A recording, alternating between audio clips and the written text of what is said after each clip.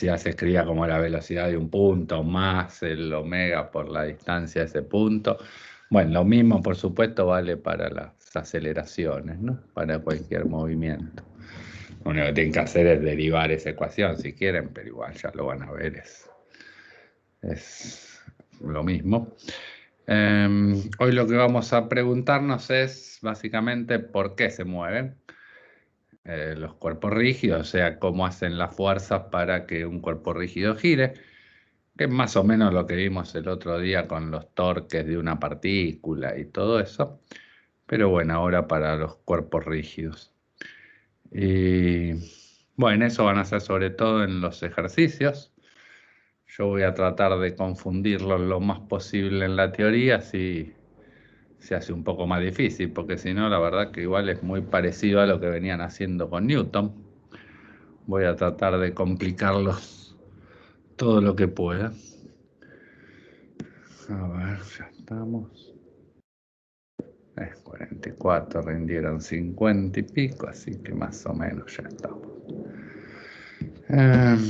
Vamos a abrir la tablita.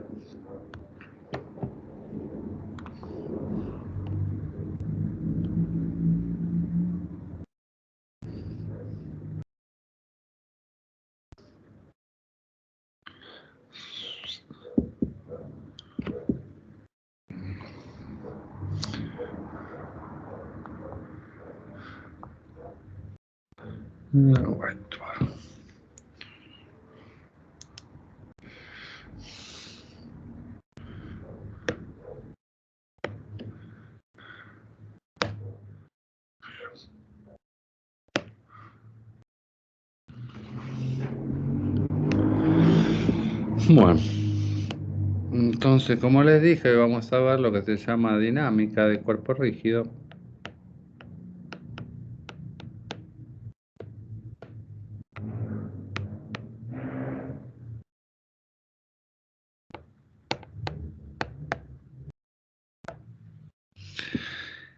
Y bueno, lo primero que vamos a pensar es cómo es el L de un cuerpo rígido, o sea, el momento angular total.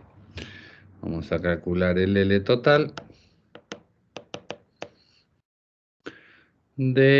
para que sea un poco más sencillo de entender, momento angular total de un cuerpo rígido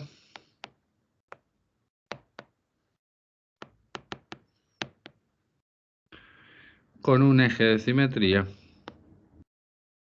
Con un eje de simetría.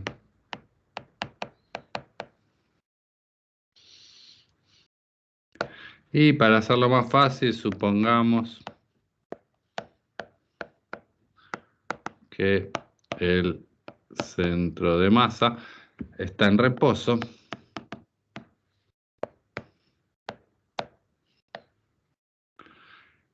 y gira con una velocidad angular que sea paralela al eje de simetría.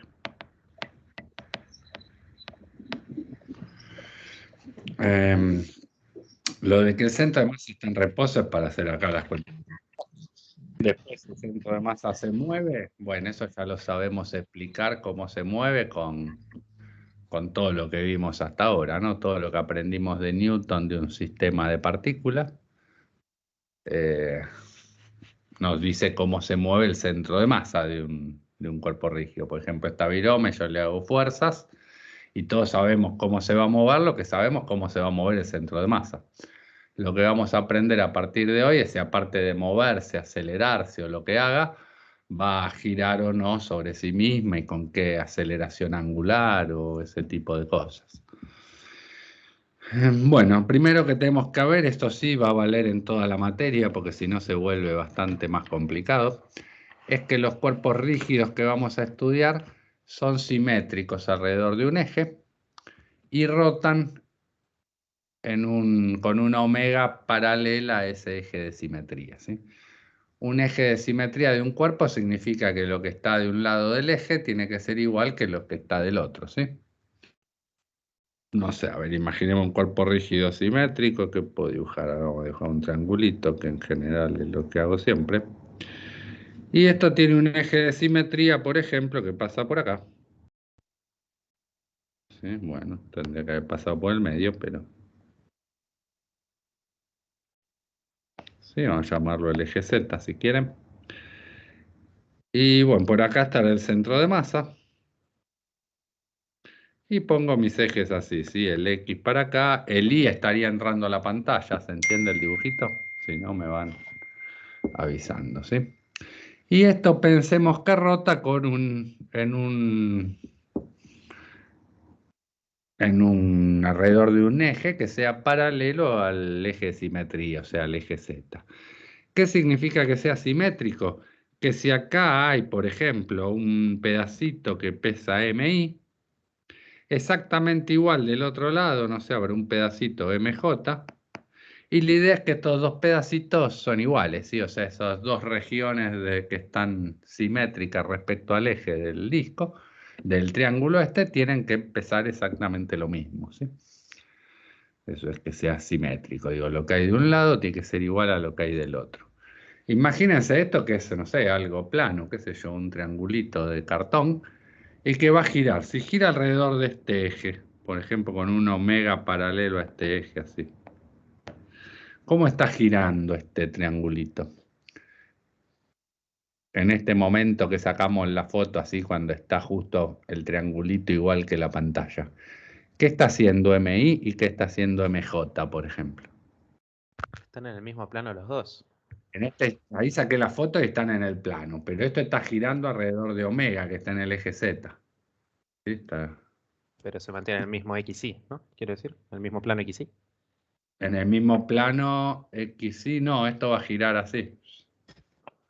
Claro, estarían en el mismo plano de giro. Están en el mismo plano XY, sí, pero digo que la masa Y, ¿qué estaría haciendo, por ejemplo? Yo para ver si entienden bien lo de la mano derecha y eso. Entrando a la pantalla sería. Exacto, sí, la masa I está entrando a la pantalla y la masa J estaría saliendo de la pantalla, ¿sí? Si giro como mi mano derecha, apuntando el dedo gordo para arriba, eso quiere decir que, a ver, para verlo así en eje, justo ahora que está sobre el eje X, digamos, el disco, la masa I tendría una velocidad en I entrando a la pantalla y la masa J en menos I saliendo de la pantalla. ¿Todos de acuerdo? Bien. ¿Y qué tipo de movimiento está haciendo esa masa ahí, por ejemplo? Movimiento circular.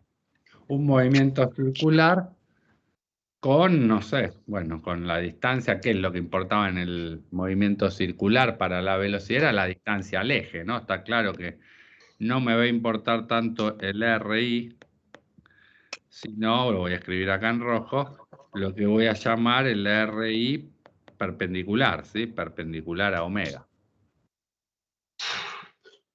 ¿Se entiende? No sé si se ve lo que escribí, pero... Vamos a escribirlo más prolijito.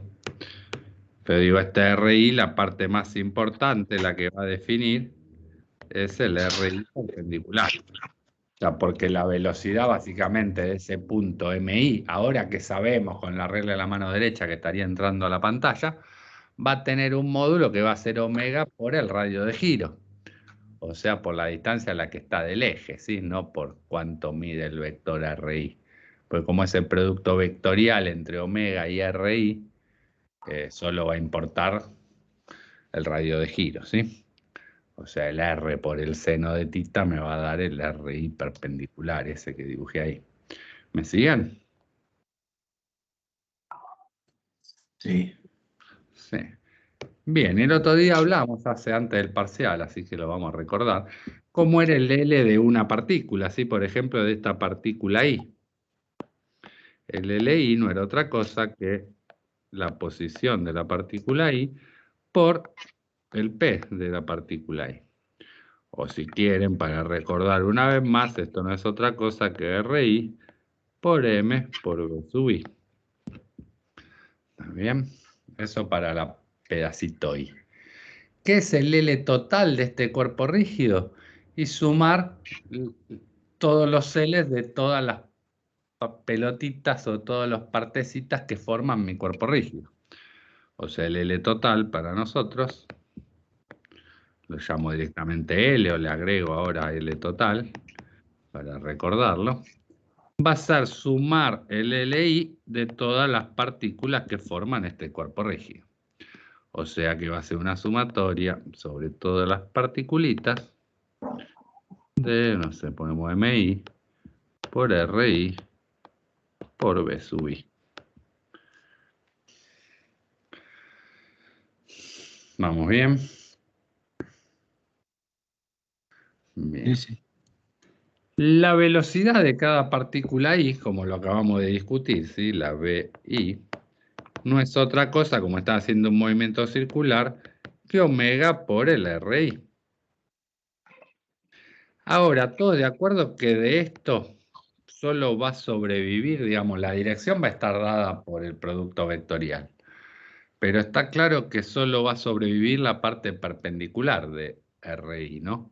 O sea, esto va a ser lo mismo que omega por el RI perpendicular. La parte de RI, vamos a escribirla acá, que es paralela a omega, no va a contribuir en el producto vectorial, la velocidad de la masa I. Aprovechándome de eso, lo que voy a hacer es escribir a RI, al vector RI, como la suma del RI paralelo más el RI perpendicular, de modo que después me quede solo la parte que me importa, ¿sí? Bien. Fíjense que el vector RI es la suma del RI paralelo, a ese le apoyo en donde termina el RI perpendicular, me da el RI. Bueno, esto es lo que me permite decir esto que dije acá, ¿no? Porque si yo hago BI es omega por RI, pero RI lo escribo como RI paralelo más RI perpendicular, la parte de omega por la parte de R, que es paralela a omega, me da 0. Y me queda que solo sobrevive, solo importa para esa velocidad el movimiento perpendicular, la distancia perpendicular al eje de giro. ¿Sí? Bueno, ahora usando esto, lo que voy a hacer es reemplazar este BI y este RI en esta ecuación, ¿sí? RI y BI. A ver si me queda, a ver qué queda, ¿no? Entonces yo voy a tener que el L total es sumar sobre todas las masitas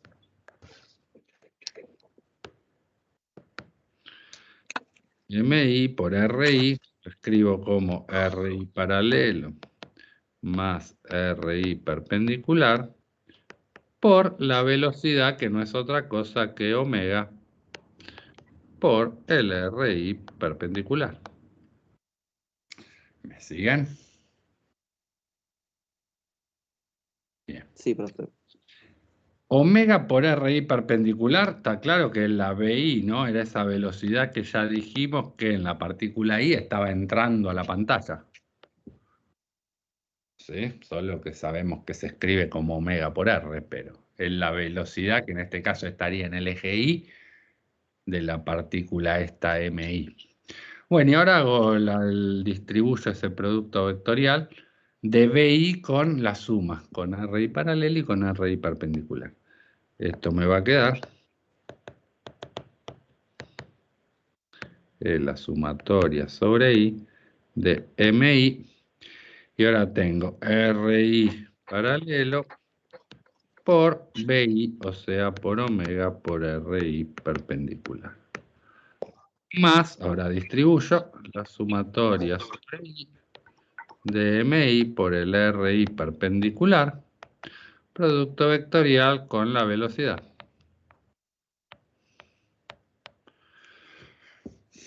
Bien, y ahora, a ver, achico un poquito para que veamos el dibujito.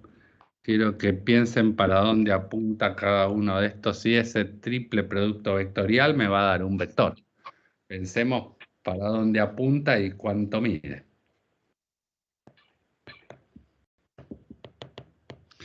A ver si se entiende esto. El omega por RI perpendicular, esto que estoy marcando en rojo, ¿están de acuerdo que era BI, no? Sí, profe. Y BI apuntaba para dentro de la pantalla, o sea, como en la dirección del eje Y. Ahora, si hago el RI paralelo que apunta como el eje Z y le hago producto vectorial por la velocidad que apunta entrando a la pantalla, ¿para dónde va a quedar el vector resultado?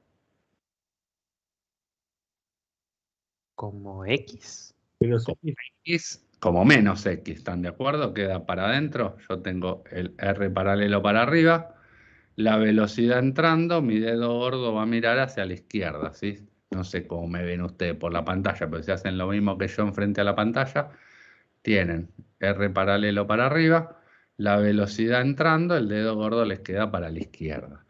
O sea, está claro que la dirección de este vector va a ser la de RI perpendicular, pero negativa. O sea, menos en X sería, ¿no?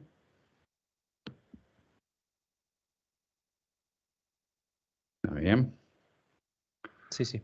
Vamos a correr esto. Bueno, me va a entrar en la dirección menos RI perpendicular a la izquierda. Y está claro que omega y RI perpendicular ya eran perpendiculares, así que ahí me quedan el producto de los módulos directamente, porque la parte del seno del ángulo ya era 90. Y el R paralelo con la velocidad también están a 90 grados, o sea, me vuelve a quedar el seno de 90 que vuelve a valer 1. O sea, el módulo de este vector va a ser directamente el producto de todas las cositas, porque todos esos vectores ya estaban a 90 grados todos. Así que esto me va a quedar la sumatoria sobre I de MI por RI paralelo, donde ahora son los numeritos, ¿no? Cuánto mide la componente de RI paralelo, cuánto mide omega y cuánto mide RI perpendicular, pero a ese le dejo el vector porque esa es la dirección en la que quedó. ¿Todos de acuerdo?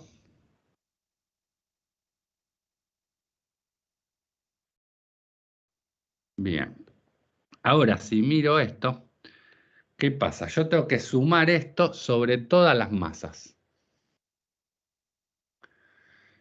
Entonces, imaginemos, como esto es simétrico, para cada masa I va a existir esa masa J que está como igual, pero del otro lado del eje Z, ¿sí? Entonces, pensemos qué va a pasar para esas dos MI y MJ. Está claro que la masa va a ser la misma en las dos, ¿no? Porque si era simétrico es que I y J pesan lo mismo. Por otro lado, la componente R de I y R de J paralelas también van a ser las mismas. Es a qué altura estoy del centro de masa. O sea, este número va a ser el mismo en las dos. El omega también va a ser el mismo porque el omega, como en cualquier cuerpo rígido que rotaba, era el mismo para todo el cuerpo rígido. ¿Y qué pasa con el RI perpendicular? O sea, con la coordenada X de cada una de esas masas. ¿Están de acuerdo que la masa UI va a tener una coordenada X positiva y la masa J va a tener la misma pero negativa? Sí, profe. Entonces, Sí. cuando yo sume, siempre que sume estos pares, si el cuerpo es simétrico, si el cuerpo rígido es simétrico, esto va a ser igual a 0.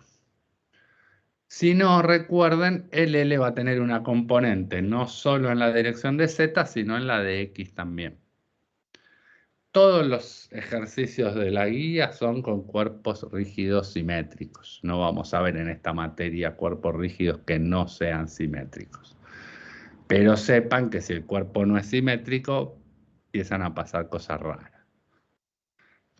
Bueno, ese es el primer sumando, que ya no le damos más bolilla en lo que queda de la materia. Y ahora pensemos en el segundo. En el segundo tengo, miremos los vectores de nuevo. omega por RI perpendicular estaba como la velocidad, o sea, en la masa I estaba entrando a la pantalla. Y ahora si hago R perpendicular, o sea, el que está así en X apuntando para la masa, por la velocidad que está en Y, ¿para dónde va a quedar esto? ¿En la dirección de quién? De Z positivo. De Z positivo, ¿sí? O sea, en la dirección de omega, ¿están de acuerdo? Le dejo el vector a omega y ya está. ¿Y qué módulo va a tener? De vuelta, estas tres vectorcitos ya eran perpendiculares, así que el módulo va a ser directamente el producto de los módulos. Así que esto me va a quedar el módulo de MI por el módulo de omega, que ya lo puse, por RI perpendicular por RI perpendicular, o sea, por RI perpendicular al cuadrado. Bien, si me creyeron esto, entonces llegamos a que si el cuerpo rígido es simétrico, el L total de este cuerpo rígido no es otra cosa que sumar sobre todas las masas la masa por su distancia al eje de giro al cuadrado por la velocidad angular. ¿Se acuerdan que era sumar las masas todas las masas por su distancia al eje de giro al cuadrado?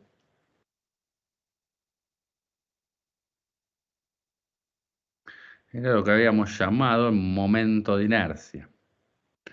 Fíjense que el omega lo puedo sacar afuera de la sumatoria, ¿no? Porque omega no depende de I. Es el mismo para todas las pedacitos de cuerpo rígido, tienen el mismo omega, así que lo podría sacar afuera de la sumatoria.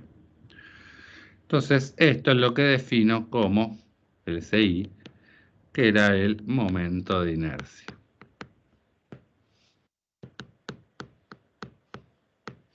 Entonces me queda que en un cuerpo rígido, ¿qué es un cuerpo rígido? Un cuerpo en el cual las masas no se deforman, ¿sí?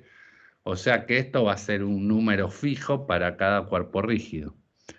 Siempre dependiendo de en qué eje lo quiera calcular, ¿no? Pero esto va a ser el momento de inercia por omega. Ese momento de inercia, que es la distancia de cada pedacito que forma el cuerpo rígido al eje de giro, muchas veces va a depender del eje. No es lo mismo hacer girar un cuerpo rígido en un eje que en otro. En algunos me va a costar más, en otros me va a costar menos. ¿Se entiende esto que acabo de decir?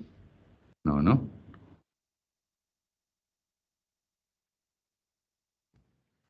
¿Sí? Sí, dependiendo si es un cilindro o otro tipo de forma.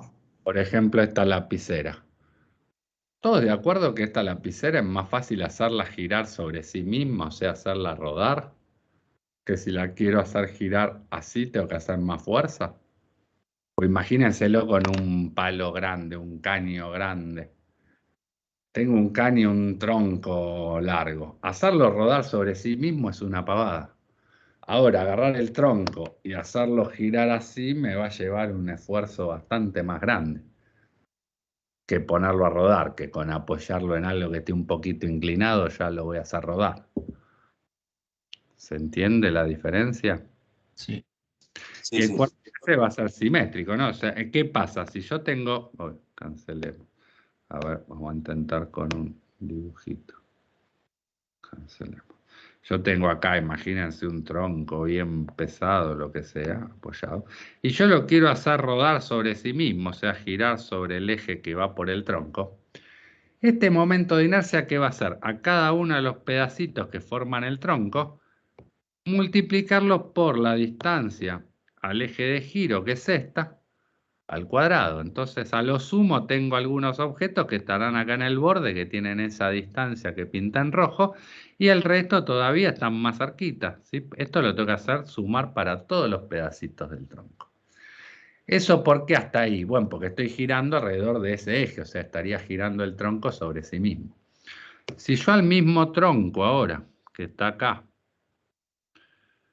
lo quiero hacer girar así, que esta parte del tronco suba y esta baje, por ejemplo, alrededor de un eje que pase por acá saliendo de la pantalla, Si este es como tener el tronco así, un eje que entra o sale a la pantalla y lo quiero hacer girar alrededor de ese eje. ¿Está bien? ¿Qué tengo que hacer ahora? Cada pedacito de tronco le tengo que multiplicarlo por esta distancia al cuadrado, que en general es mucho mayor que la distancia que van a tener al eje del tronco. Entonces, este y alrededor del eje y, pongámosle, va a ser mucho mayor que el momento angular alrededor del eje z, del que estaba girando antes. O sea, estas cosas lo que se complica un poquito es que no solo, ¿se acuerdan, no? Que el L y el torques y todos esos, no solo dependían de dónde ponía el origen, sino que esto también va a depender de cómo lo quiero hacer girar. Si lo quiero hacer girar alrededor de un eje, me va a costar más o menos que respecto de otro. ¿Se entendió esto?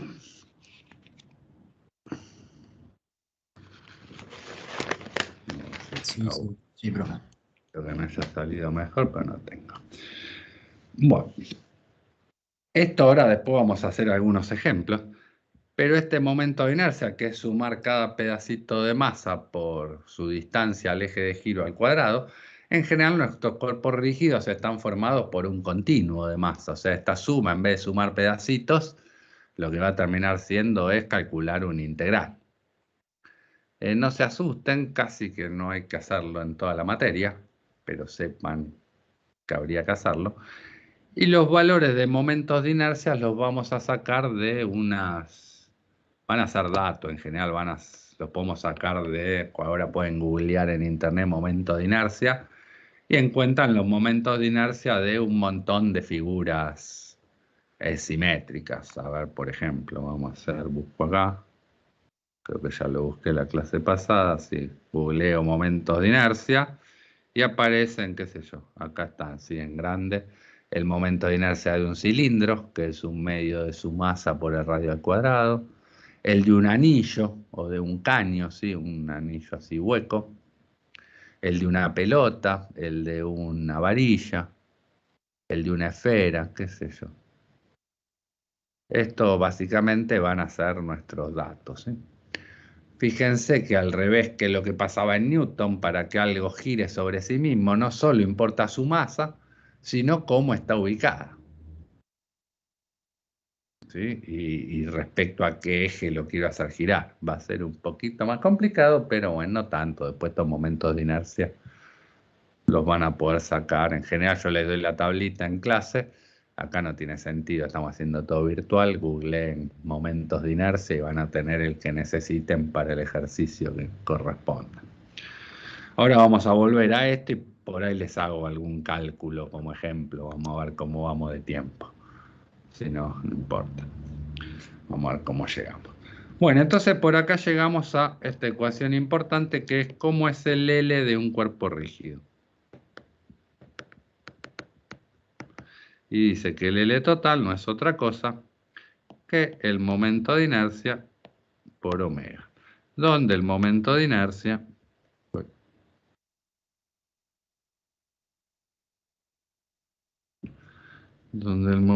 inercia no era otra cosa que sumar sobre todas las masitas que forman el cuerpo rígido su distancia perpendicular al eje de giro al cuadrado. Esto es la formulita que tenemos hasta ahora. Y ahora miremos a qué se debe, sí, que va a pasar cuando un cuerpo rígido yo le haga fuerza, ¿sí? Un torque, se llamamos, no me acuerdo si lo llamamos torques o momentos, la clase esa que lo di antes, que era el R por F. Si yo le hago un torque a estos momentos, les voy a cambiar que como gira, ¿sí? O sea, le voy a dar una especie de aceleración angular. ¿Cómo me fijo en esto? Bueno, fijándome cómo es la variación del L respecto del tiempo, del L total, ¿no? Esto no va a ser otra cosa que derivar el L total, que si no usamos esto y usamos la definición original, el L total era sumar sobre cada partícula el L de cada partícula, o sea, el RI, por el P sub I. O para nosotros, si querían, esto lo habíamos escrito como la sumatoria sobre I de RI por M por B sub I. Bien, y ahora derivo. La suma de una derivada, la derivada de una suma es la suma de las derivadas, o sea, la sumatoria la puedo sacar afuera y derivar R por P. Y la derivada del producto R por P, por más que sea vectorial, es como cualquier producto. Es el primero sin derivar, derivado por el segundo sin derivar, más el primero sin derivar por el segundo derivado. Esto me va a quedar que tengo que sumar sobre todas las partículas la derivada de RI por el P sub I sin derivar, más el RI sin derivar, producto vectorial con la derivada del P sub I. Esto es lo mismo que hice la clase ante el examen para una partícula. Como ven, la parte de la sumatoria la tiré para afuera. Pero bueno, como fue hace mucho, lo volvemos a hacer. ¿Quién era dRI a dt?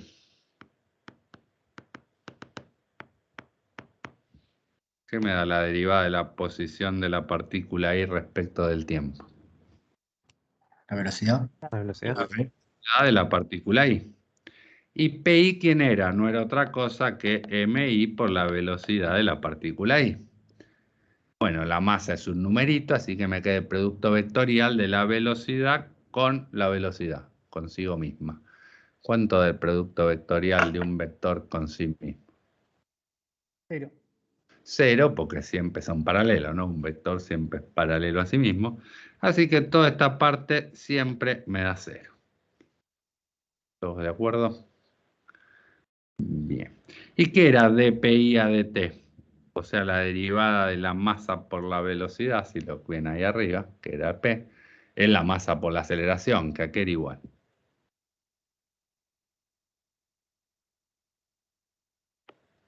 Ahora la fuerza está sobre la partícula I.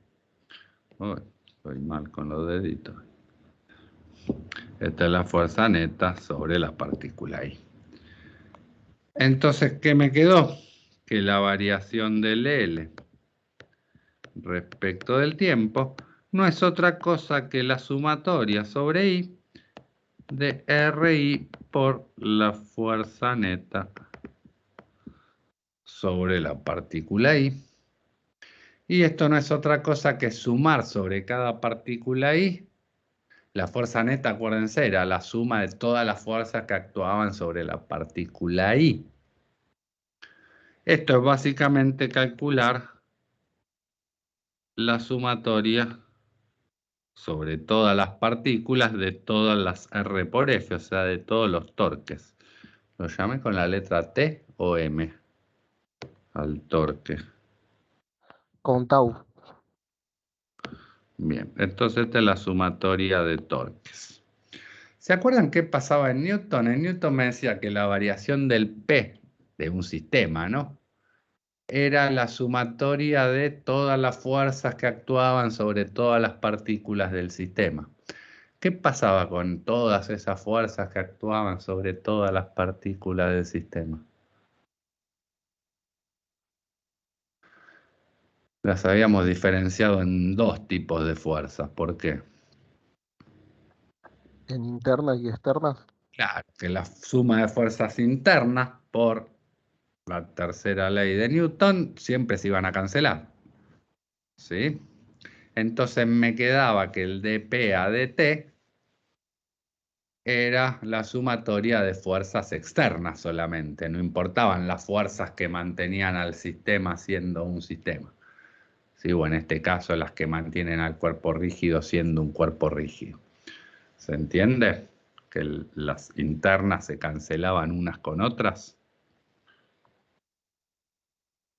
O sea, si yo tenía mi cuerpo rígido acá estaba el centro de masa, y tenía una partícula 1 y una partícula 2, bueno, la fuerza que sentía 1 debido a 2, que es menos la que siente 2 debido a 1, cuando sumaba fuerza siempre se iba. Ahora, cuando sume torques, ¿se van a ir también?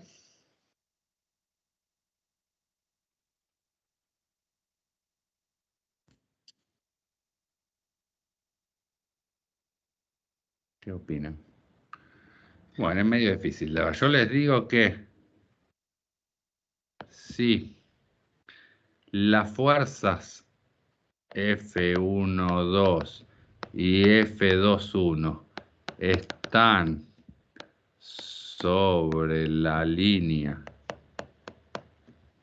que une 1 y 2, en la sumatoria de esos torques se van a ir.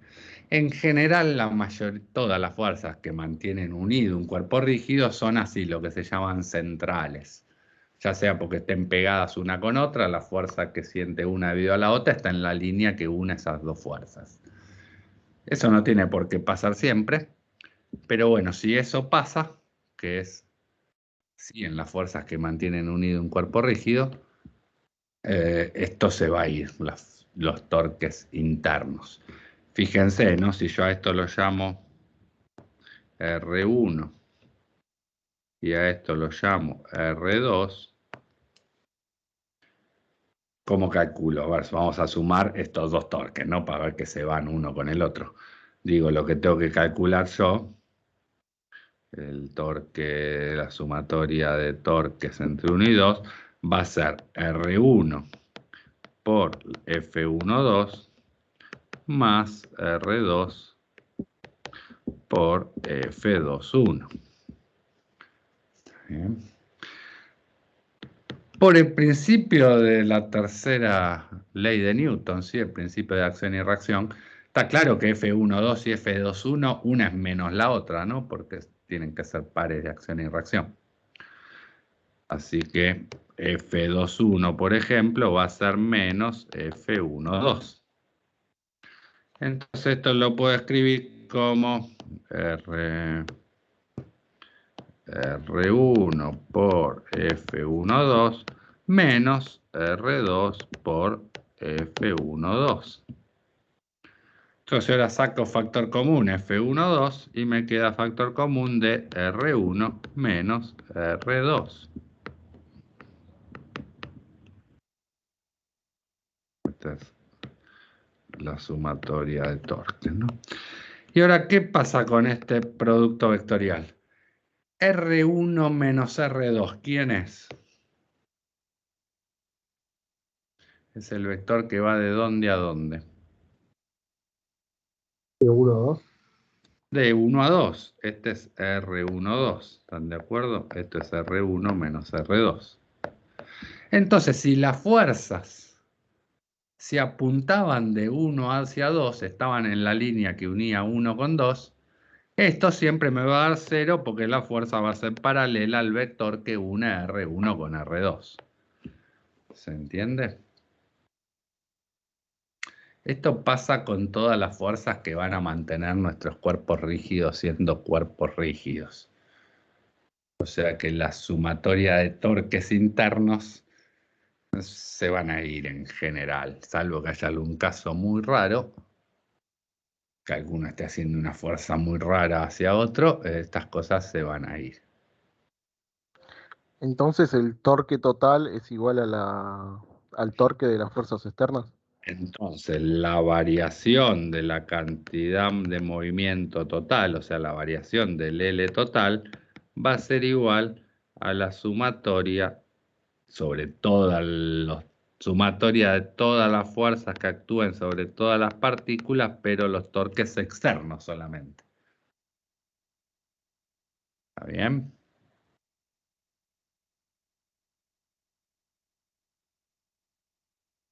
Esta es la otra ecuación que tenemos.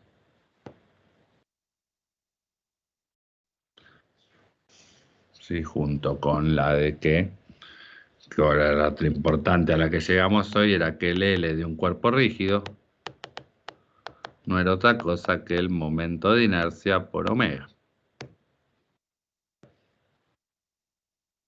Estas son las dos ecuaciones a las que llegamos. Siempre me preguntan, porque suena raro esto que acabo de hacer, parece que valiese siempre, ¿no? Lo que acabo de hacer para las fuerzas internas.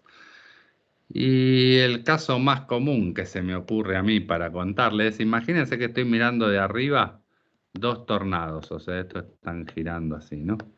Dos tornados de verdad, sí, dos remolinos así, dos huracanes. Vamos a llamar al 1 y al 2. El 1 que está girando así para este lado, ¿están de acuerdo que el viento que genera hace que al 2 lo quiera mover para allá?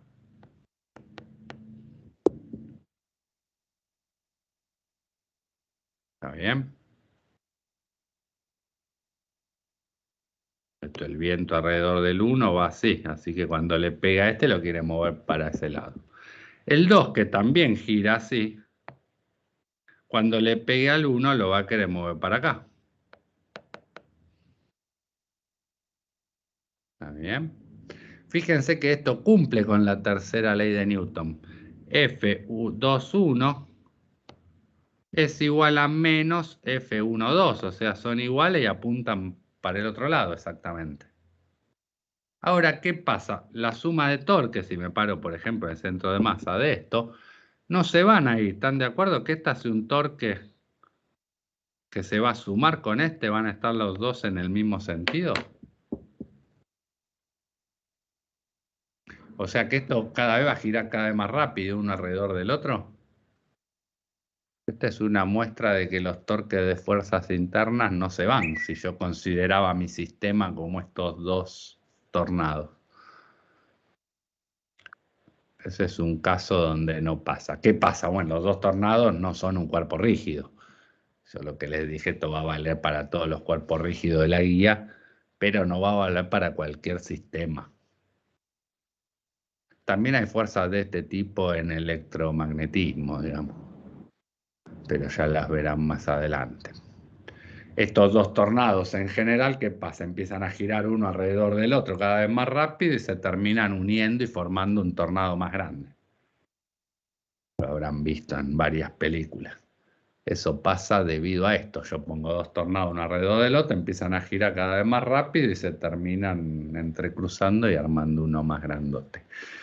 De vuelta, esto no es un cuerpo rígido, no nos va a pasar en la materia. Para nosotros estas dos ecuaciones van a funcionar. Fíjense la analogía, ¿no? Yo por un lado sabía que la sumatoria de fuerzas externas me daba la variación del P total respecto del tiempo, que esto me daba en qué condición la masa por la aceleración del centro de masa.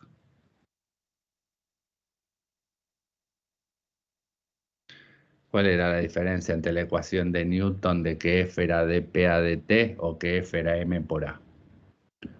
Eran iguales cuando la masa era constante, ¿se acuerdan? Si no, tengo que hacer la derivada de la masa por la velocidad sin derivar, más la masa sin derivar por la derivada de la velocidad, que es la aceleración. Y bueno, si la masa es constante, solo me queda que derivar m por b es derivar la b, porque la a es constante y me queda que es m por a. Esto es lo que sabíamos y con esto terminamos todo lo que sabíamos antes del examen. Ahora vamos a tener una ecuación que es prácticamente equivalente, que me va a decir que la sumatoria de torques externos no va a ser otra cosa que la derivada del L respecto del tiempo. Y si este sistema es un cuerpo rígido, significa que todas las masas que lo forman no cambian de posición entre sí. Básicamente, en vez de decir que la masa es constante, va a significar que el momento de inercia que define ese cuerpo rígido es constante.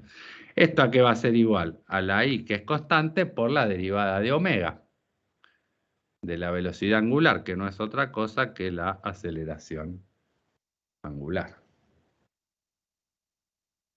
¿Se ve la analogía? Muy parecido. En algunos sentidos hasta es un poco más fácil. Fíjense que acá no tengo una aceleración angular del centro de masa, porque la aceleración angular era la misma para todo el cuerpo rígido. No me hace falta aclarar qué parte del cuerpo rígido es.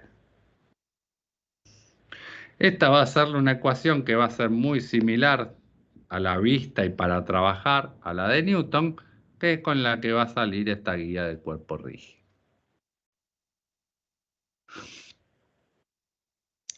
¿Alguna duda hasta acá?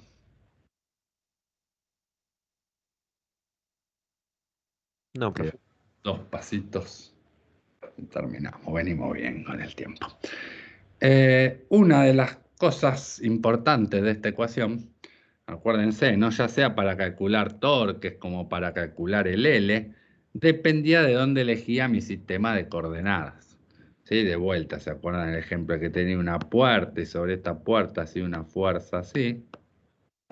Si yo ponía mi sistema acá, el torque era este R por esa F y me iba a dar algún resultado. Después, si hago algo más razonable y pongo el sistema de ejes en la bisagra, acá tengo que hacer este R por ese F y me va a dar otra cosa, otros números, porque la cuenta es distinta.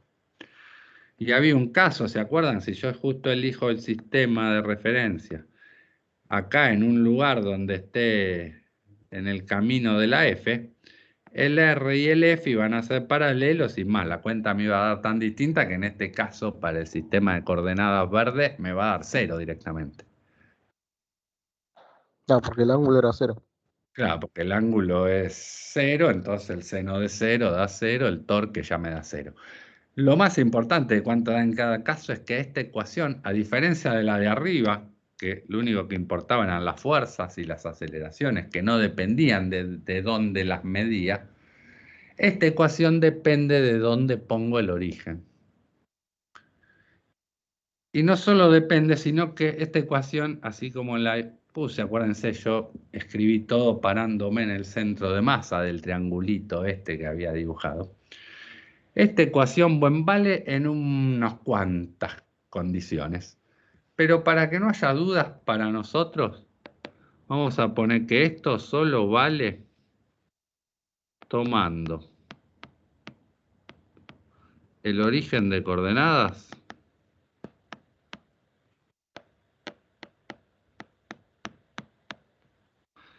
en el centro de masa o en un punto que esté quieto.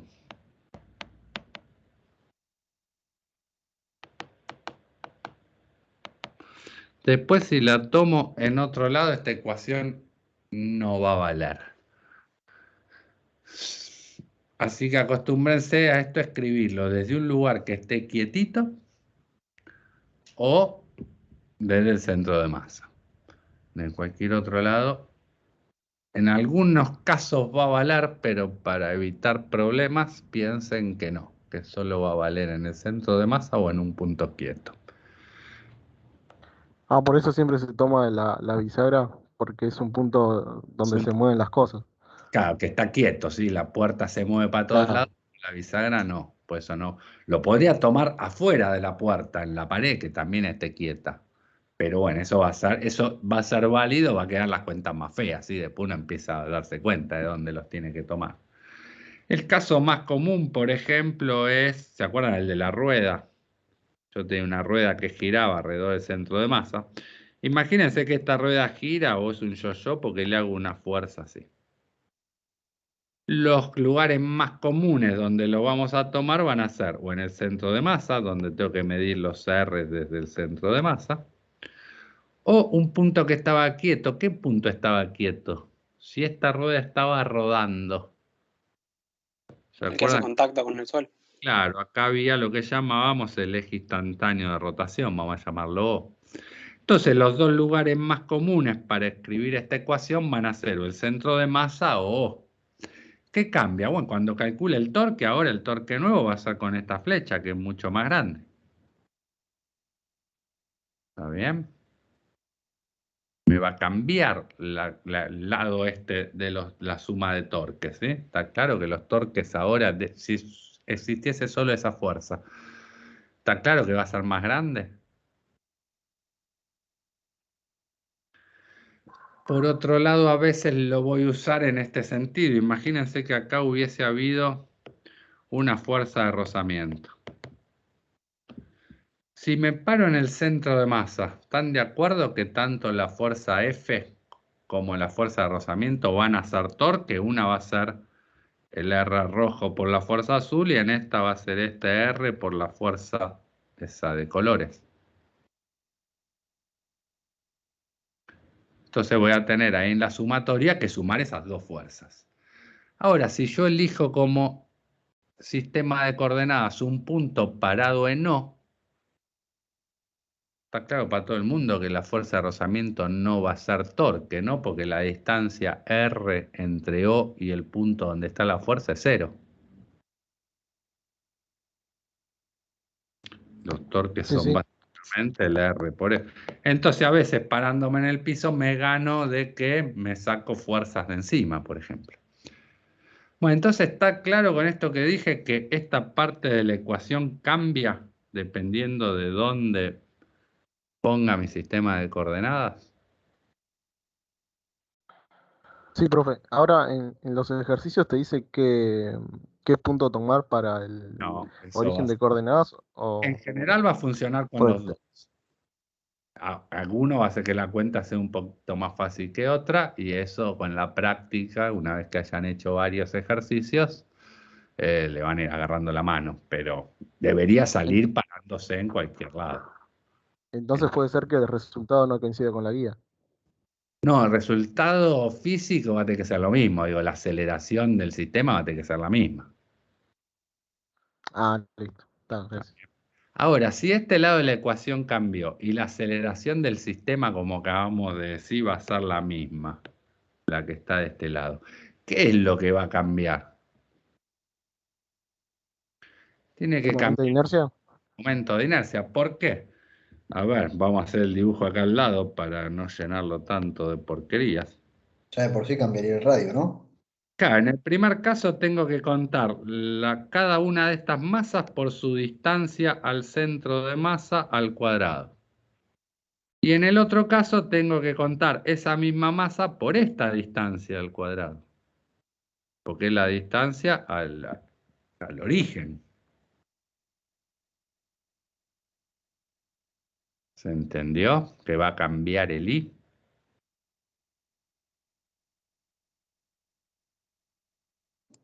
Sí. Porque ahora esto está girando alrededor de un eje que pasa por acá, por el eje instantáneo de rotación. Fíjense que me estoy moviendo a un eje desde el centro de masa, lo muevo hasta O, pero siempre paralelo, ¿no? Porque la omega está siempre entrando, saliendo de la pantalla, no puedo. Siempre, acuérdense, ¿no? Que nos corríamos a ejes paralelos. ¿Cómo va a ser el I ahora desde O? ¿Cómo lo ven? ¿Va a tener que ser más grande o más chico?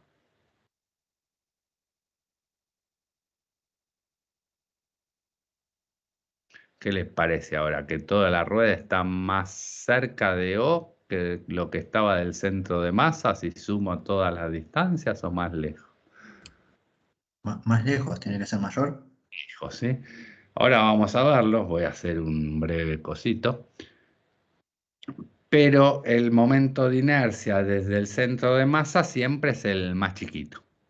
Después ya si me muevo, lo que me quede va a ser más grande seguro. Nada, eso es creo que había un ejercicio de la guía que preguntaba algo así. Y ahora miremos lo que se llama, porque digo, si yo ya calculé, ¿sí? En la tablita esa que les mostré, suele estar el I calculado alrededor, no sé, que del eje que esté girando. En este caso, si tomo X y Z para arriba, está en el eje Y, pero alrededor del centro de masa. Digo, bueno, si yo conozco este, porque lo saco de una tabla, ¿sí? Para no tener que hacer todo ese integral, que ahora si me da el tiempo voy a hacer una de muestra, pero digo, si yo este lo conozco, ¿cómo hago para obtener el I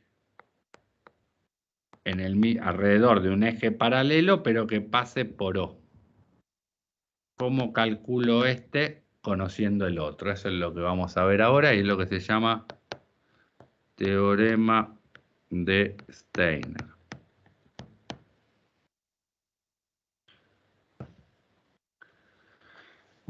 Una forma fácil de pensarlo, ¿va? Yo tengo este cilindro. Qué sé yo, podemos dibujarlo así. Tengo un cilindro así, que va a girar alrededor del centro de masa, ¿no? Vamos a poner acá el centro de masa, el eje Z, el X, el Y estaría entrando a la pantalla. A ver, lo dibujo de arriba para que lo vean. El X y el Y. Tengo mi cilindro visto desde arriba. Y yo lo que tengo que hacer es a cada masita de estas calcularle su distancia. ¿A dónde? Al cuadrado.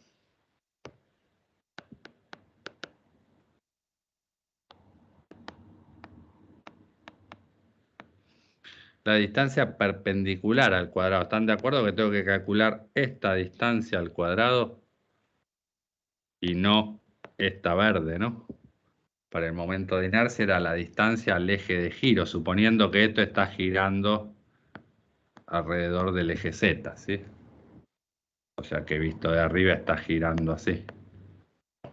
¿Se entienden los dos dibujos?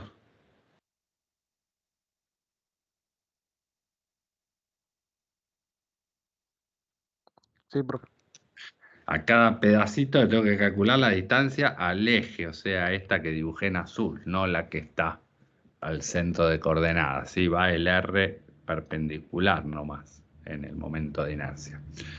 Bueno, entonces, si yo calculo el momento de inercia alrededor del eje Z, ¿qué pasa por el centro de masa? Por ejemplo, sería un eje acá que sale para arriba, así por el lugar verde, por el 0. ¿Esto cómo se calcula? Bueno, tengo que sumar sobre cada masa. Vamos a dibujar acá una masita ahí. ¿A qué distancia al eje está?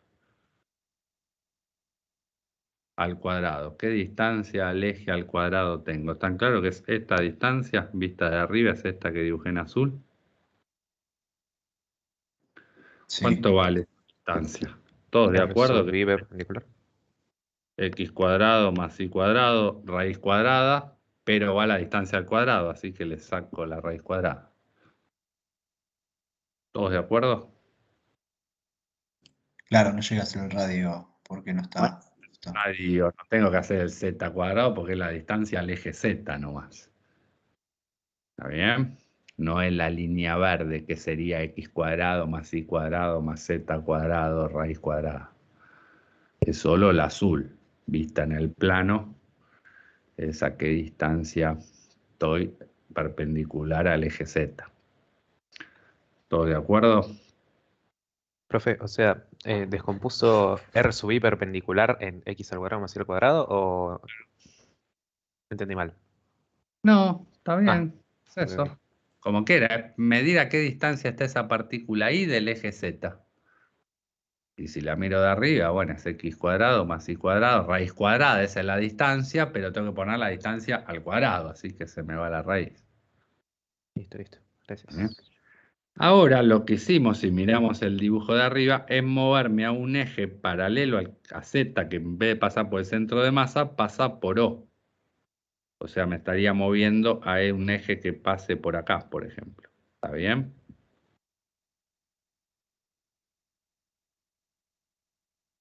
Ahora imagínense, para hacerlo más completo, que lo voy a mover paralelo, pero no tengo por qué moverlo justo hasta el borde. Lo puedo mover hasta un punto A cualquiera. Qué sé yo, hasta A. O sea, visto de arriba me voy a mover a este punto A. Quiero calcular ahora el momento de inercia respecto a un eje que pase por A, ¿sí? Visto así de arriba. Que en el caso que hice antes, cuando me fui al eje instantáneo, está claro que ese punto A está justo en R, ¿no? En el radio del cilindro. Pero digo, lo hago más general, no tengo por qué moverme justo al borde, me puedo mover a cualquier lado paralelo, siempre manteniéndome para el eje paralelo a Z, ¿no? Y ahora quiero calcular el momento de inercia a lo largo del eje Z, pero desde el punto A. ¿Qué tengo que hacer? Bueno, es sumar todas las masas, pero medir su distancia no al 0,0 de X, sino al 0A. ¿Están de acuerdo? Perdón, al A 0. A en X, 0 en Y, si quieren. ¿Cómo hago eso? Bueno, fácil, ¿no? Por corrimiento. En vez de medir la distancia al X, la mido al A. Esto va a ser el X menos A al cuadrado. Más Y al cuadrado. ¿Están todos de acuerdo?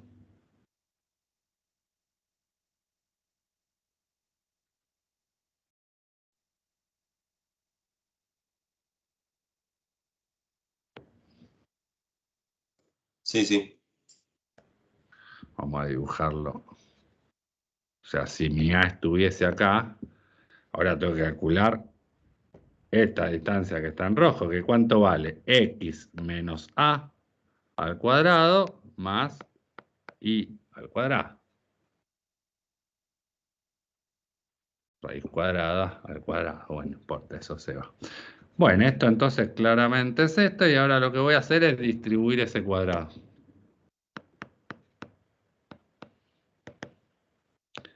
Vamos a hacer otra cosa que x cuadrado menos 2 veces a por x más a al cuadrado más y al cuadrado. Distribuí el x menos a, ¿no? Al cuadrado, hice el cuadrado del binomio. Ahora voy a reagrupar esto. Voy a juntar la x con la y.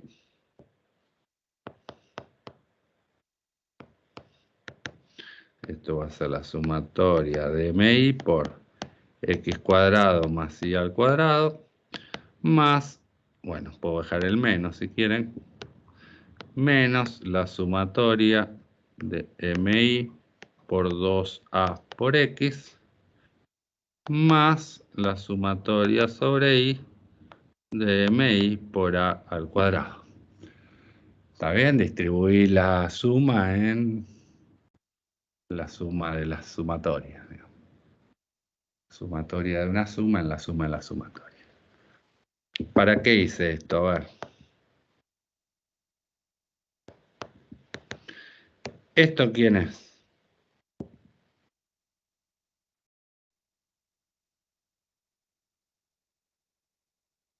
De inercia al centro Y de al masa. centro de masa. Y el centro de masa de Z.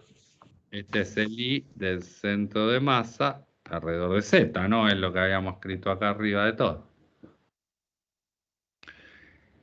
Y ahora fijémonos en la segunda sumatoria. Estos cuerpos, acuérdense, tenían que ser simétricos. Entonces, está claro que en esa suma, bueno, el 2 lo puedo sacar afuera. La A la puedo sacar afuera. Y ahora, para cada masa MI que esté en las X positivas, va a haber una que pese lo mismo, pero en una X negativa.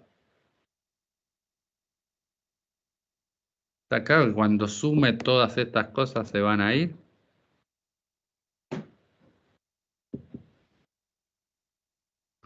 Porque tengo tanto masa en el eje X positivo como en el eje X negativo. Así que las que tengan con X positivo sumarán, las que estén con X negativo restarán, pero se van a ir.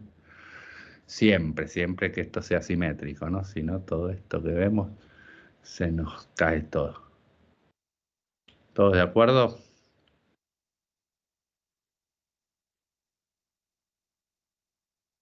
Bien. Y el último término que tengo, bueno, la A es una constante, es lo que me moví, lo saco afuera de la sumatoria. Y la sumatoria de todas las MI que me va a dar la masa total del cilindro. Así que esto me va a quedar más la masa total por lo que me moví al cuadrado. Fíjense, bueno, este es el famoso teorema de Steiner, y lo que acabamos de ver, ¿no? El momento de inercia desde el centro de masa siempre es el más chiquitito, porque si me corro a otro lugar A, siempre va a ser el del centro de masa más algo, porque siempre lo que me corrí A es la distancia que me corrí, que va a ser mayor que 0, y la masa también va a ser siempre positiva, así que el I del centro de masa siempre es el más chiquito de todos. A ver, el ejemplo que vamos a usar 1.000.000 de veces, que era el de la rueda. Si yo la calculo desde el centro de masa, el I del centro de masa Bueno, a ver, para que se acostumbren, pero lo busco acá en mi tablita y me dice que es ahí el primero. 1/2 de m por el radio del cilindro al cuadrado. 1/2 de la masa por el radio del cilindro al cuadrado. Y entonces, ¿cómo va a ser el I desde O? Bueno, el I desde O va a ser 1/2 de la masa por el R al cuadrado más la masa por lo que me moví desde el centro de masa hasta O al cuadrado. ¿Cuánto me moví?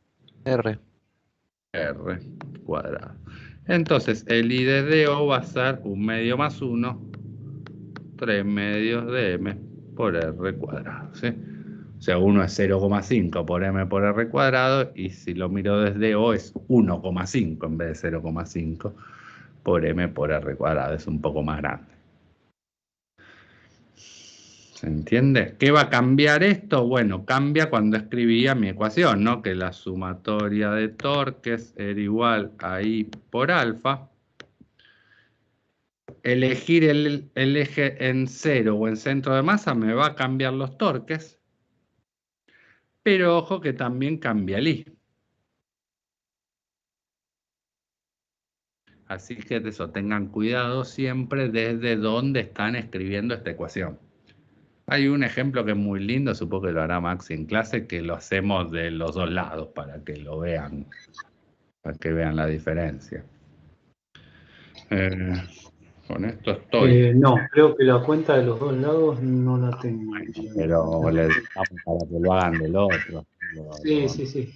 Sí, tal cual. Con esto está todo, ¿no? ¿Querés que haga una integral para que vean la de un cilindro, por lo menos, que es lo más común? Como quieras. Ya que es temprano. Supongamos, tengo mi momento de inercia, habíamos dicho que era sumar cada pedacito de cuerpo rígido por su distancia al eje de giro al cuadrado. Entonces imaginemos que tengo acá un cilindro, vamos a verlo así medio de perfil. Y esto va a girar alrededor de este eje, ¿no? Omega está en el eje Z, si quieren. ¿Y qué tengo que hacer? A cada pedacito de cilindro, que pesará una masa I, calcularle a qué distancia está del eje Z. Ahora, si el disco si el cilindro es un continuo, ¿están de acuerdo que cada pedacito MI, en realidad, cuánto va a pesar?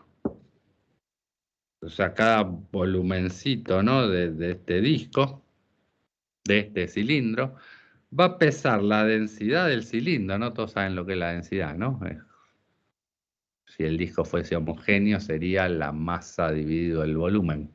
Pero eso puede ir cambiando, que cada volumencito pese un poquito distinto.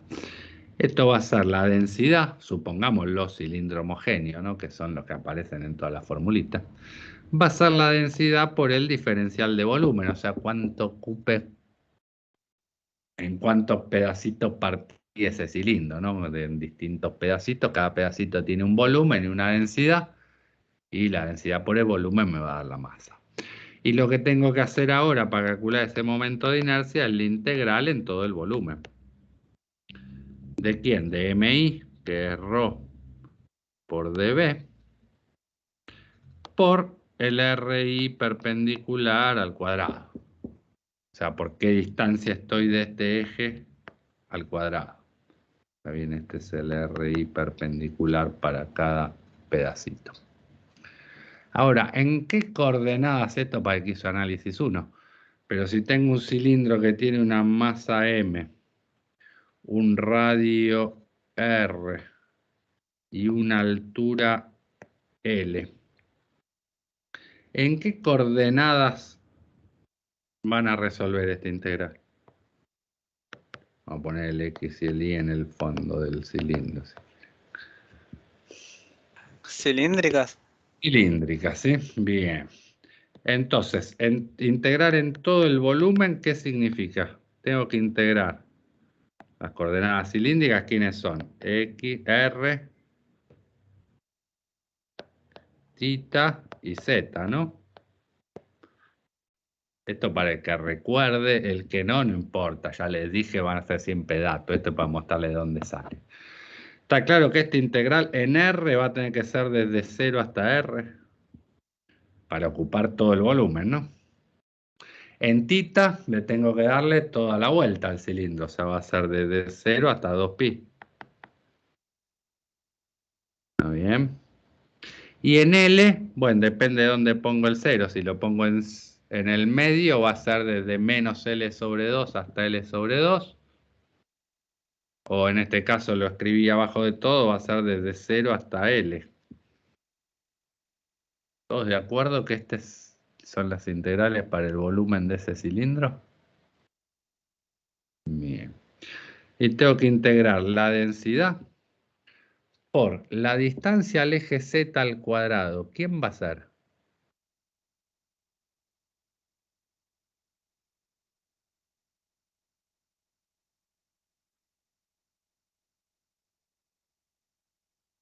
A ver, lo miramos de arriba este cilindro.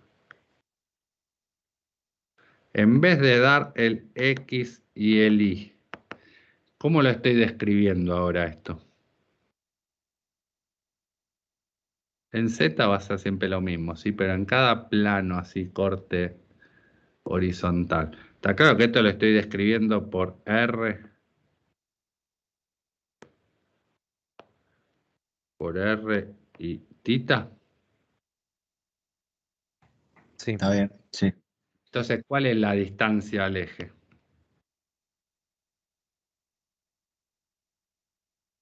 R directamente. O sea que acá va a ir una R cuadrado. Esa es la distancia al eje al cuadrado. ¿Está bien? Y ahora para los que lo recuerden. ¿Se acuerdan cómo era el diferencial de volumen en cilíndricas? A ver si se entiende lo que digo. El diferencial de volumen en cartesianas iba a ser el de X por el de Y por el de Z, que es cuánto mide un cubito. Mide lo que me corrí en X por lo que me moví en Y por lo que me moví en Z. ¿Cómo escribo este diferencial de volumen en cilíndricas? ¿Lo recuerdan? Diferencial de tita, diferencial de R y el tercero no me acuerdo. Diferencial de Z sería. Pero está claro que el de tita no es cuánto mide. O sea, básicamente lo que uno haría es en un cubito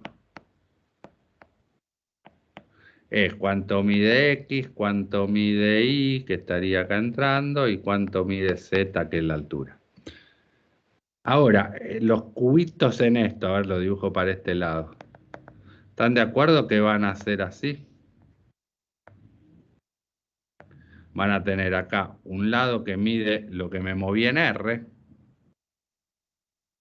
pero este lado, ¿cuánto mide? No mide de tita, ¿cuánto mide esto?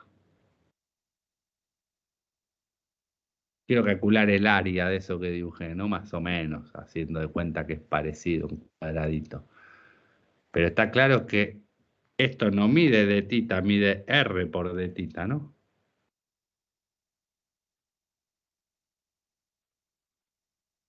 ¿Está bien? O sea, el lado que sigue al círculo, este que estoy pintando en rojo, tengo que poner cuánto mide, no puede medir delta tita, porque delta tita es un ángulo, necesito la longitud. Básicamente la longitud del arco era el radio por lo que me movía en tita. Esto lo hicimos 1000 veces en movimiento circular, ¿sí? Así que el diferencial de volumen es R por dr de tita de z. ¿Está bien? ¿Se entendió? Es que no, bueno, no se maten. Digo, no es algo que tengamos que hacer, es para mostrarles cómo se hace nomás. Así que acá en vez de diferencial de volumen, voy a poner R por d tita de R de z. Todo esto es el diferencial de volumen en cilíndrico, y si no, googleen diferencial de volumen en cilíndrico y les va a salir esto. Bueno, hago la integral. Rho es constante, lo puedo sacar afuera. Y ahora fijémonos, esto solo depende de R. ¿Está claro que la integral de d tita va a ser tita? ¿No? Esto cuando integre la parte de tita no hay nada que dependa de tita, así que me va a dar la integral de d tita es tita, evaluado en 2pi menos en 0, o sea, de acá va a salir un 2pi de la integral de tita. De la integral de z, ¿qué va a salir? Bueno, la integral de dz, como nada depende de z, es directamente z, evaluada en L menos en 0, me va a salir un L. Y ahora sí, la que no me queda otra que hacer es la integral entre 0 y R. ¿De quién? De la función que me quedó ahí, que es R cubo diferencial R. Muy bien, de vuelta. Esto para los que se acuerden de análisis 1, si no, no importa. Y bueno, y esta la hago. Esto es ρ por 2pi por L. La integral de R cubo es R cuarta, evaluada en R, o sea, R grande a la cuarta, dividido 4, ¿no? Menos lo mismo evaluado en 0 que da 0. Así que este es el momento de inercia respecto del centro de masa a lo largo del eje Z. Bien, me queda un pequeño detalle. ¿Se acuerdan todo esto? Él tenía un cilindro de radio R y altura L. ¿Cuál era el volumen de ese cilindro? Un volumen de un cilindro de radio R y altura L.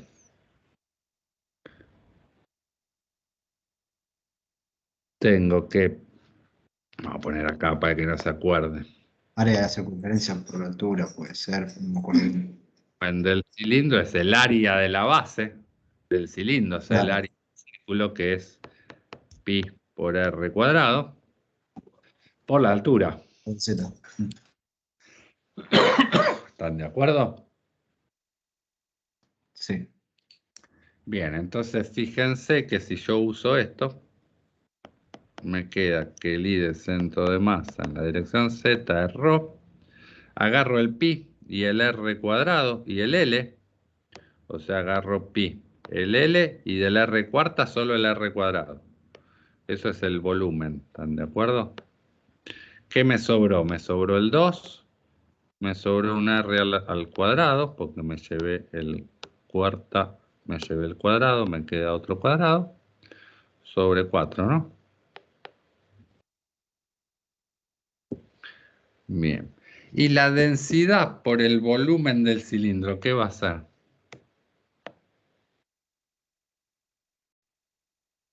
La masa.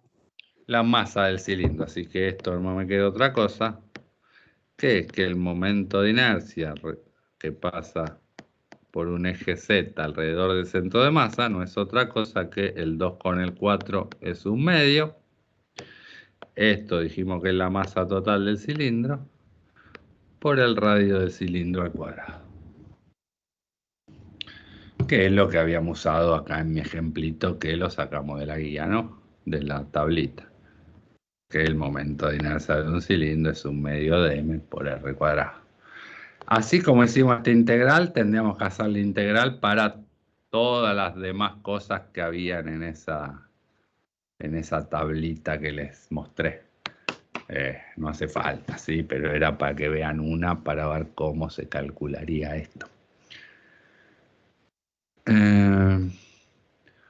Bueno, este es un comentario, acá ya terminó todo lo que van a necesitar para hacer la guía. ¿Me faltó algo, Maxi, vos que estás más canchero con la práctica?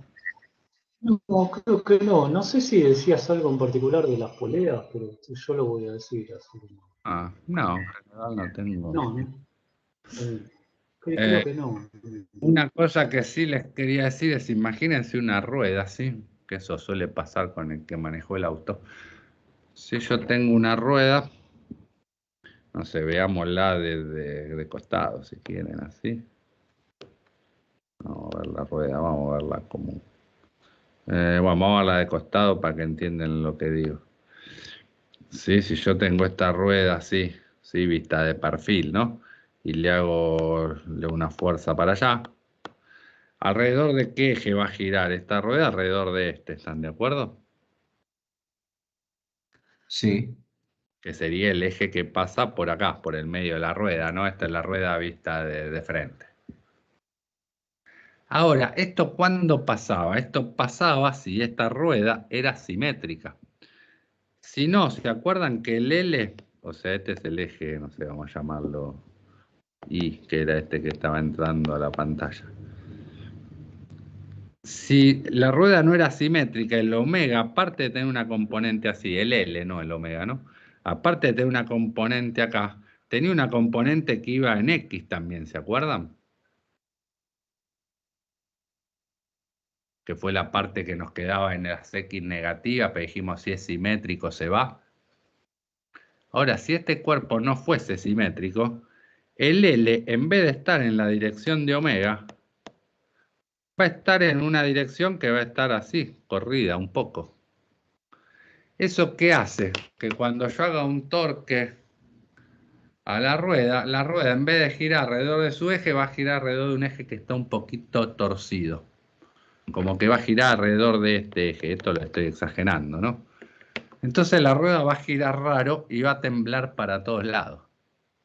Esto no lo vamos a encontrar en ningún ejercicio de la materia, pero se lo encuentran ustedes cuando andan en auto, que si andan rápido a veces, el auto les vibra todo y habrán escuchado que dicen porque está desbalanceado y llevan las ruedas a balancear. ¿Qué significa eso? Que sus ruedas están más pesadas de un lado que del otro, no están simétricas. Entonces cuando giran, no giran bien alrededor del eje, giran torcidas, en vez de estar bien alrededor del eje, giran así. Y el auto empieza a temblar para todos lados. ¿Qué hace uno? Lo lleva al gomero y cuando las balancean lo que hacen es pegarle pesitas, unos pedacitos de plomo, de forma de que se compense que la masa de la rueda no está perfectamente simétrica. ¿Sí? De vuelta, esto no va a aparecer en ningún ejercicio, pero es para que vean que todo esto que vimos, si los cuerpos no son simétricos, se empieza a complicar bastante. ¿Sí? Bueno, nada, debe ser una nota de color nomás. ¿Dudas? Ahora que los mareé un montón, van a ver que los ejercicios son bastante sencillos. Les comento ahí, ya que están sin dudas, lo que hablaba Maxi, ¿sí? ¿Se acuerdan qué pasaba en una soga en los ejercicios que veíamos hasta ahora? ¿Qué pasaba con la tensión? Yo tenía un ejercicio así cualquiera, así acá tenía una T1 y acá tenía una T2. ¿Qué pasa con estas dos tensiones? ¿Cómo eran en todos nuestros ejercicios? Eran iguales. Cada pedacito de la cuerda era la misma. Era la misma, ¿sí? ¿Por qué decía esto? En realidad era una suposición y acá había parte de lo de que la soga era ideal. La soga era ideal por dos motivos. Uno, que era inextensible. ¿Qué significa el extensible? Que lo que se mueva el cuerpo 1 tiene que ser igual a lo que se mueva el cuerpo 2, porque la soga no se va a estirar ni a achicar, ¿está bien? Y la otra suposición de una soga, como la llamamos, ideal, era que no tenía masa. Entonces, ¿qué pasaba? Si yo miro la soga, esta es la soga ahora, está claro que la soga le estoy tirando con T2 de acá y con T1 de acá, ¿no? Si Sí. yo quiero escribir el newton de la soga, ¿qué me queda? Que T2 menos T1 es igual a la masa de la soga por la aceleración que tiene la soguita. Y yo en algún momento, pues siempre les habíamos dicho que T1 era igual a T2. Entonces, si T1 era igual a T2, ¿qué pasa? De este lado me da 0. Y esto es igual a la masa de la soga por la aceleración de la soga. ¿Esto qué significaba? ¿Que la soga no se acelera? No, esto me daba así porque la soga no tenía masa, o sea, este 0 no se daba porque la aceleración era 0, sino porque la masa de la soga era 0. ¿Se entiende? Que suponer que la soga no tenía masa hacía que las dos tensiones que siento de cada punta de la soga sean la misma. ¿Se entiende?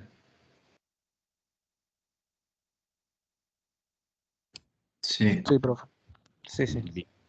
Con las poleas nos va a pasar algo parecido. Yo tenía acá una polea y esta polea pasaba una soga, entonces acá tenía una T1 y acá tengo una T2.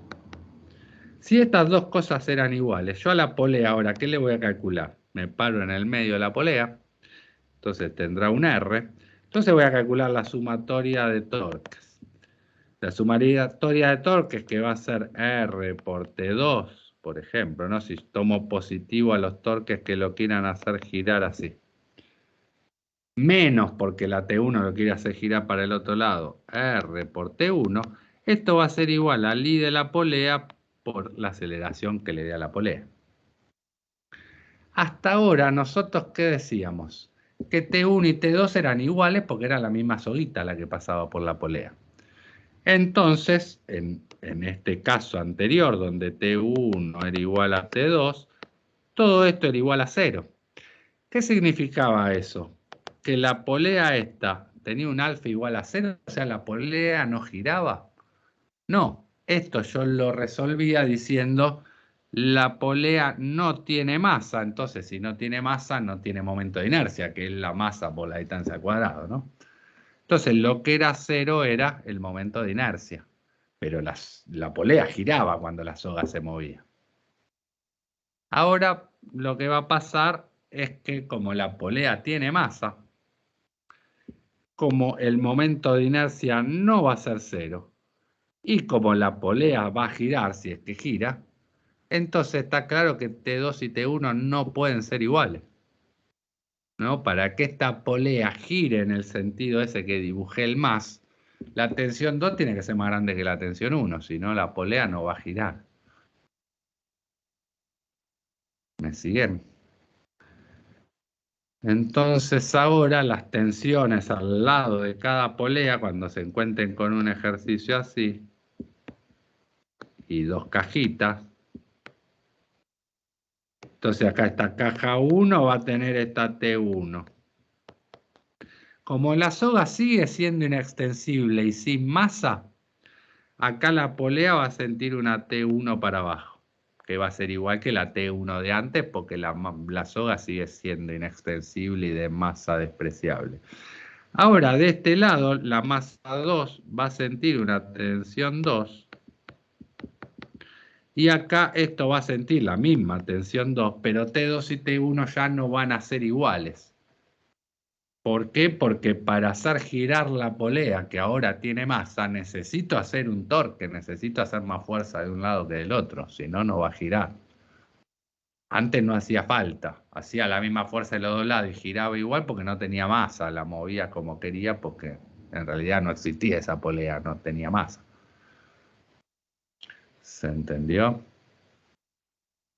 Ahora igual, como dijo Maxi, van a hacer ejercicio, pero aprovechamos que es tempranito. ¿Todo ok? Nos vamos al intervalo entonces. Bueno, hacemos 15. 15. Bueno, yo los 33 menos arranco. 10. ¿Está bien? ¿Menos 10? Perfecto. Bueno, Bueno, genial.